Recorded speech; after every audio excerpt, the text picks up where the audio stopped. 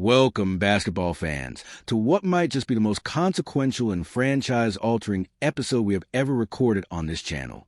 We are standing at a precipice in the modern NBA, a landscape where the tectonic plates of player empowerment, salary cap economics, and basketball philosophy are violently grinding against one another. Today, we are breaking down two massive, earth-shattering storylines that are sending shockwaves from the mountains of Salt Lake City all the way to the heart of Texas, and frankly, across the entire league. We have breaking news that forces us to question the very fabric of rookie extensions and the valuation of defensive anchors, and we have a looming existential crisis regarding one of the greatest offensive talents the game has ever seen. Let's start with a bombshell that dropped just hours ago, a piece of news that has every general manager's phone ringing off the hook. Walker Kessler, the 7'2" defensive phenomenon of the Utah Jazz, has reportedly rejected a staggering, mind-boggling 5-year, $140 million contract extension offer from a Utah front office. Let that number sink in for a moment. $140 million. That is $28 million annually for a player who, while undoubtedly a generational rim protector, played exactly 5 games this past season due to severe shoulder injury requiring surgery. Yet, his representation looked at that mountain of cash, a sum that would represent the largest contract ever handed to a center without an all-star appearance, and essentially said, "No thank you. We believe we are worth significantly more." This is a jaw-dropping development. It represents a massive gamble by Kessler and his camp, and it exposes a massive gulf between how the Utah Jazz view his market value and how the player views his own ceiling. But this is not just a story about numbers on a spreadsheet. This is a story about leverage. The Utah Jazz, operating under the shrewd, ruthless, and ever-calculating direction of Danny Ainge, are essentially playing a game of high-stakes poker. They have the right of first refusal. By extending a $7.1 million qualifying offer, they make Kessler a restricted free agent, daring the rest of the league to tie up their cap space and construct an offer sheet that Utah would find too painful to match. But Kessler is reportedly unhappy. He is deeply frustrated by this tactic. He feels undervalued, underappreciated, and alienated by a franchise he initially hoped to call home for his entire career. Now, teams like the Los Angeles Lakers, the Washington Wizards, the Atlanta Hawks, the Toronto Raptors, and the New York Knicks are circling like sharks in the water, sensing blood. The Lakers, in particular, are reportedly kicking the tires, desperate for a lob-threatened defensive anchor to pair alongside Anthony Davis, though whether they have the assets to satisfy Danny Ainge is an entirely different conversation. We're looking at a potential standoff that could drag deep into the summer, altering the defensive landscape of the Western Conference. And while the situation in Utah is a masterclass in contract negotiations and front office hardball, our second story dives deep into the very soul of basketball strategy and superstar psychology. We must turn our attention to Dallas, Texas, and the phenomenon that is Luka Doncic. The whispers are growing louder. The comparisons are becoming unavoidable. The basketball intelligentsia is asking a terrifying question. Is Luka Doncic destined to follow in the footsteps of James Harden? Now, this question operates on two distinct, equally fascinating levels. First, there is the undeniable on-court parallel. We are talking about the heliocentric offense. We are talking about a singular, transcendent offensive genius dominating the basketball, controlling every possession, dictating the tempo, racking up historic, astronomical individual statistics, while carrying immense, unspeakable physical and mental burden. James Harden in Houston was a system unto himself. Luka Doncic in Dallas is the exact same thing. But we all know how the James Harden era in Houston ended. It ended in playoff exhaustion. It ended in structural ceiling limitations. It ended with a frustrated superstar demanding a trade, forcing his way out, and embarking on a nomadic journey across the league in search of the perfect championship ecosystem. Is this the path Luka is walking?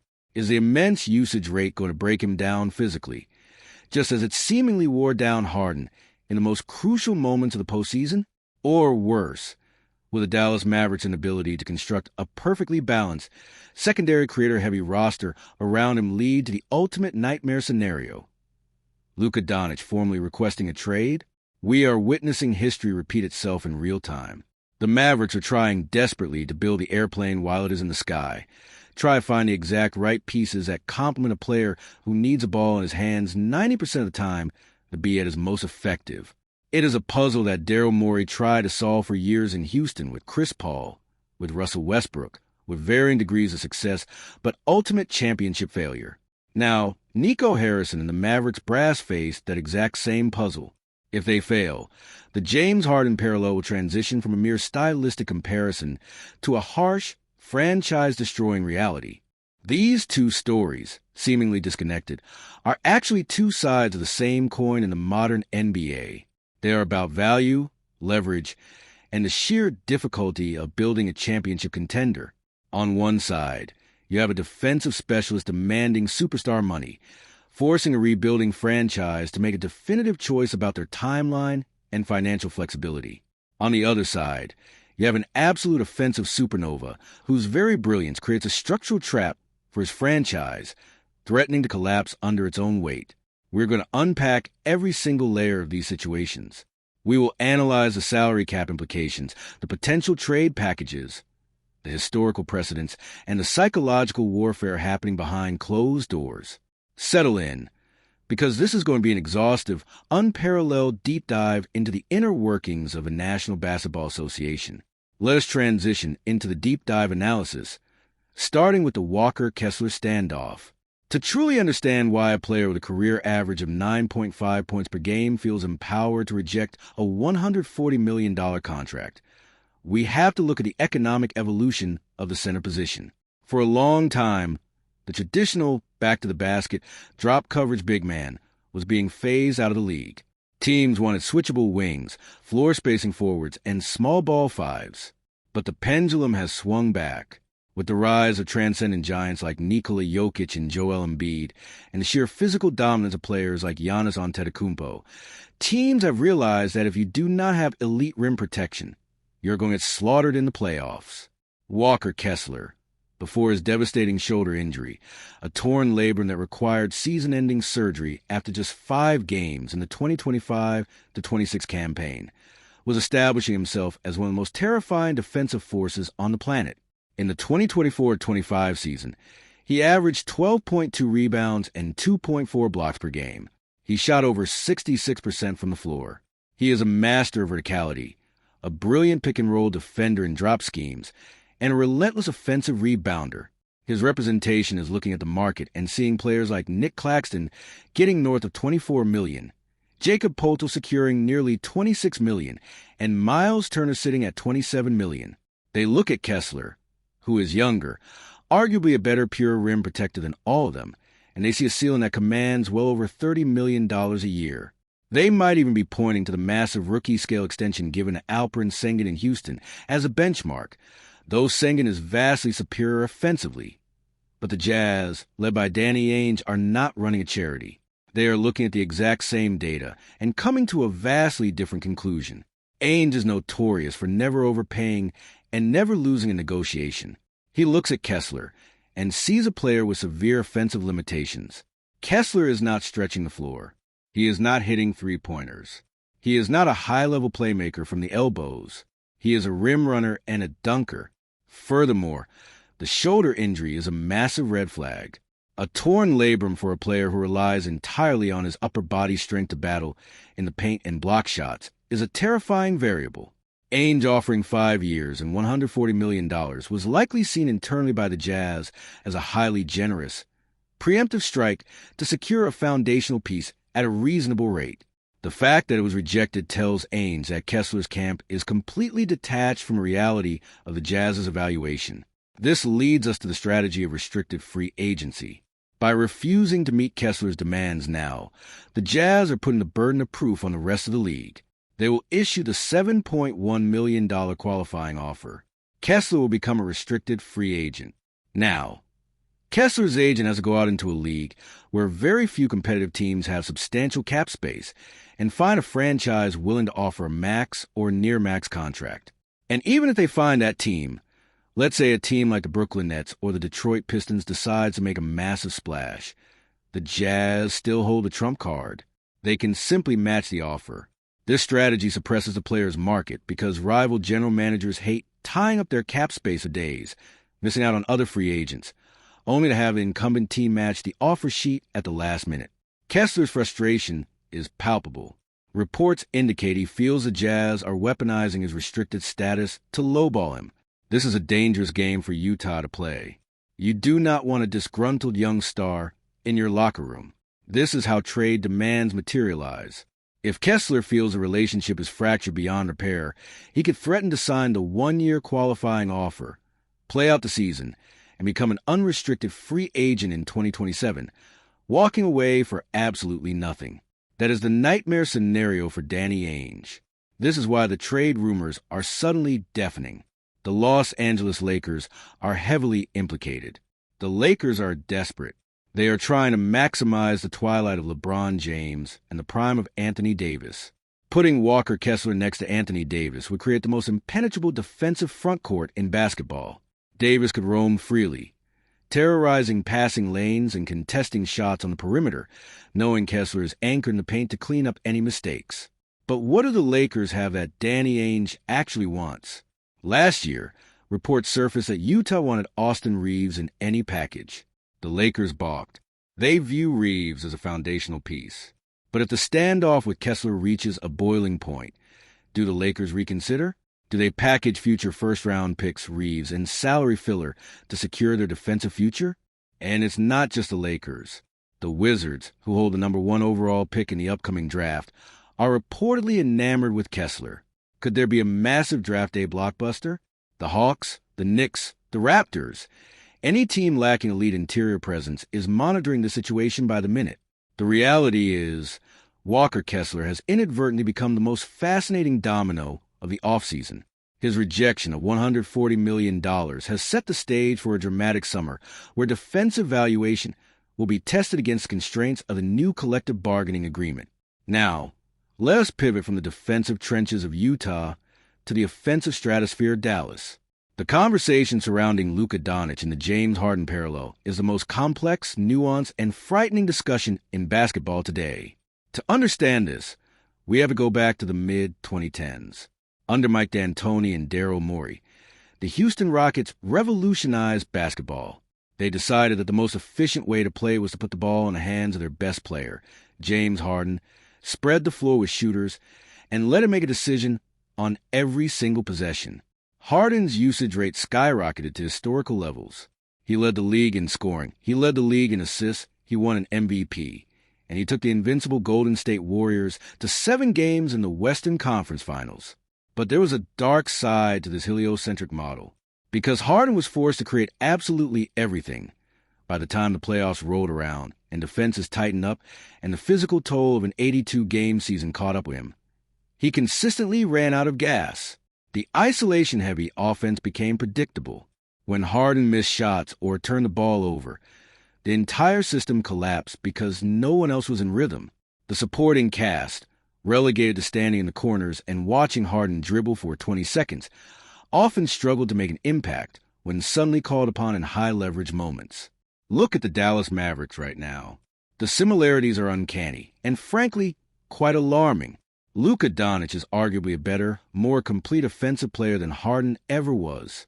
His size, his court vision, his ability to manipulate pacing, and his shot-making from every quadrant of the floor are unparalleled. But the offensive architecture is identical. Luka dictates everything.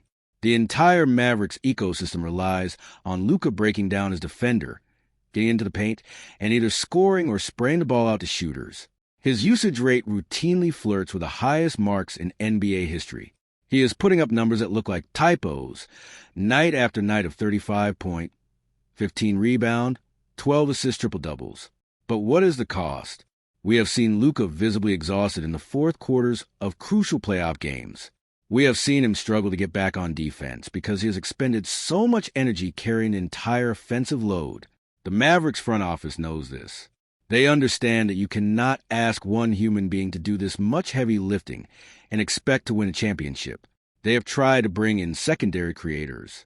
They brought in Kyrie Irving, a spectacular isolation scorer and a champion, hoping to alleviate the pressure. And while the Luka-Kyrie pairing has produced moments of breathtaking offensive brilliance, the underlying structural issue remains. When Luka is on the floor, the offense defaults to Luka. It is gravity. It is inescapable. The James Harden comparison extends beyond the court. It seeps into the front office dynamics and the looming threat of player empowerment. Harden, despite all the regular season success, eventually realized that the Houston roster had maxed out. He saw the window closing. So he forced his way out. He demanded a trade to Brooklyn, blowing up the franchise in the process. He then forced his way from Brooklyn to Philadelphia, and from Philadelphia to the Clippers. He utilized his superstar leverage to constantly seek a better situation. Is Luka Doncic taking notes? Luka is intensely competitive. He wants to win championships. He is not going to be satisfied with setting individual records while getting bounced in the second round or the conference finals. If the Mavericks cannot surround with the exact right alchemy of elite two-way role players, consistent secondary playmaking, and rim protection, how long before Luka decides that Dallas is not the place he can win a ring? We are entering the danger zone. When a superstar of Luka's caliber enters the final years of his contract, the clock ticks louder than a bomb. Every front office misstep, every failed draft pick, every questionable free agent signing is magnified 1,000 times. If Luka does follow in Harden's footsteps, we are looking at the potential for the biggest trade demand in the history of the sport. The Mavericks will be asking for a king's ransom. We're talking 5 unprotected first-round picks, multiple pick swaps, and at least 2 established all-star caliber young players. It would completely paralyze the trade market. Teams would hoard assets for years just for the chance to bid on him. But the tragedy of the situation is that the Mavericks do not want to trade him. They want to build a dynasty around him. The challenge is that building around a heliocentric superstar is like walking a tightrope without a net. You need shooters, but they have to be shooters who can defend. You need a rim roller, but he has to be someone who doesn't clog the paint for Luka's drives. You need a secondary ball handler, but he has to be willing to defer to Luka 70% of the time.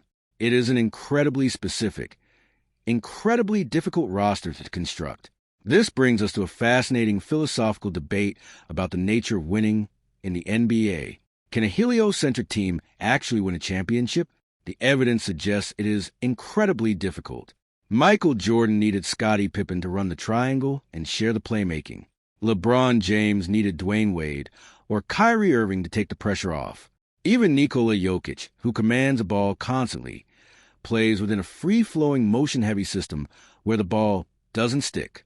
The pure, isolation-heavy, one-man army approach that Harden popularized and Luka has perfected is a phenomenal floor raiser. It guarantees you a playoff spot. It guarantees you a highly competitive regular season. But in a 7-game series against an elite, adaptable defense like the Boston Celtics or the Denver Nuggets, it becomes a structural vulnerability. The Dallas coaching staff is acutely aware of this. They are trying to implement more motion, more off-ball cutting, more actions that do not begin and end with Luka Doncic pick and roll. But habits are hard to break, especially when your primary habit happens to be one of the greatest offensive forces in the history of humanity. When the game gets tight, when the pressure mounts, the Mavericks instinctively regress to what they know best. Give the ball to Luka and get out of the way. And Luka, being the alpha competitor that he is, accepts that burden willingly. But willingness does not equate to sustainability. So we watch Dallas with bated breath. We watch every interaction, every post-game press conference, looking for signs of frustration. We analyze their salary cap sheet, wondering how they're going to acquire the defensive wing or the stretch 5 they so desperately need. The shadow of James Harden looms large over the American Airlines Center.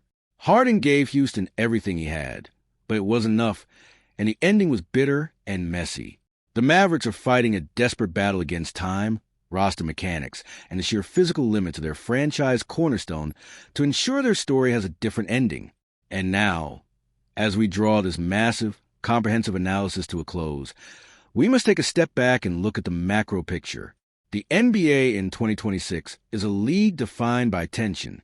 It is a league where the financial stakes are so astronomically high that a single contract negotiation, like Walker Kessler rejecting $140 million, can alter the trajectory of 5 different franchises. It is a league where the strategic evolution of the game has created players so overwhelmingly dominant, like Luka Doncic, that they inadvertently become a trap for their own front offices. think about the sheer audacity of Walker Kessler's decision. We are living in an era where rotational players are demanding generational wealth, and defensive specialists are pointing to the salary cap spikes and saying, "I want a piece of the pie." The new collective bargaining agreement was supposed to restrict spending.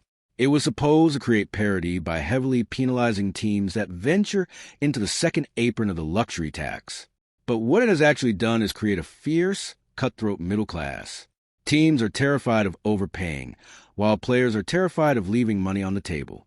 The Jazz are playing a dangerous game of chicken with a player who anchors their entire defensive philosophy. If they lose him, their rebuild is set back by 3 to 5 years. If they overpay him, they cripple their flexibility to build a roster capable of actually competing in the brutal Western Conference. It is a razor's edge, and Danny Ainge is dancing right on it.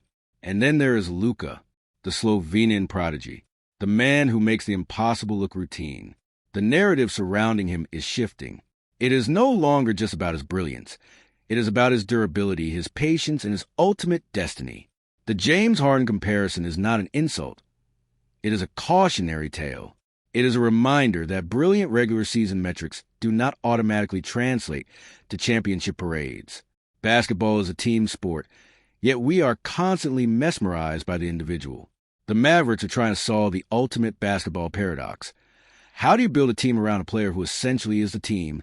If they fail, the reverberations will be felt for decades.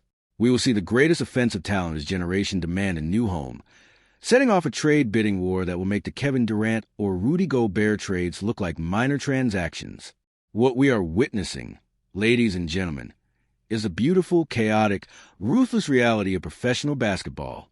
It is a business of leverage, of gambling, of physical endurance, and of strategic masterclasses. We are watching front offices play multidimensional chess with human lives and hundreds of millions of dollars.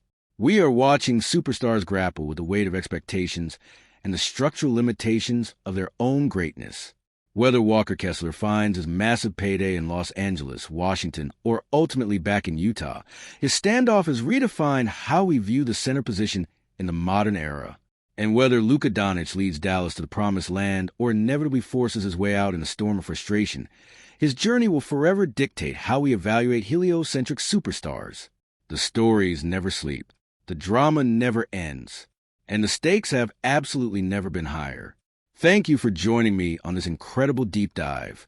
This has been a monumental episode, and the landscape of the league will be forever altered by the resolutions of these two massive storylines. Stay tuned. Stay engaged, and never forget that in the NBA, everything can change with just one phone call. Until next time, keep your eyes on the court and your ears to the rumors. Have a great day, everyone.